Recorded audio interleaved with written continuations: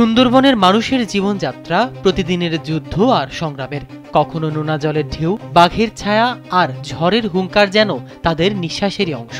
তবুও সৃষ্টিকর্তার অপার মহিমায় এই মানুষগুলো বেঁচে থাকেন অটল সাহস নিয়ে। বিশ্বের যে কোনো প্রান্তে উপকূলীয় অঞ্চলে ভূগর্ভ পানির অতিরিক্ত উত্তোলন আর লবণাক্ত পানির অনুপ্রবেশ মিঠা পানির উৎসকে ক্রমেই ঝুঁকির মুখে ফেলছে। বাংলাদেশের ক্ষেত্রে অগভীর মিঠা পানির প্রাপ্যতা আরও কমিয়ে দিয়েছে আর্সেনিক দূষণ। তবে আশার বিষয় হলো, উপকূলীয় অঞ্চলে মাটির গভীরে মিঠা পানির বিশাল ভাণ্ডারের সন্ধান পেয়েছে বিজ্ঞানীরা।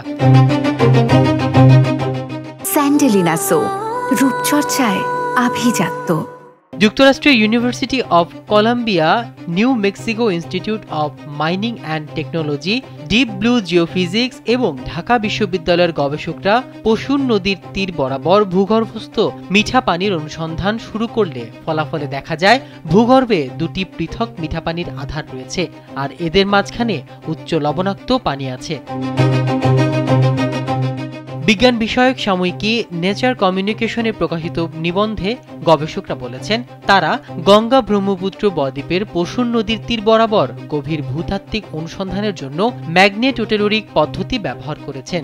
এই পদ্ধতিতে মিঠা ও নোনা পানির মধ্যে বৈদ্যুতিক রোধে তফাৎ শনাক্ত করা সম্ভব। গবেষকরা মনে করেন, শেষ বরফ যুগে সমুদ্রপৃষ্ঠ অনেক নিচু থাকায় এই গভীর জলধারাগুলো গঠিত হয়েছিল।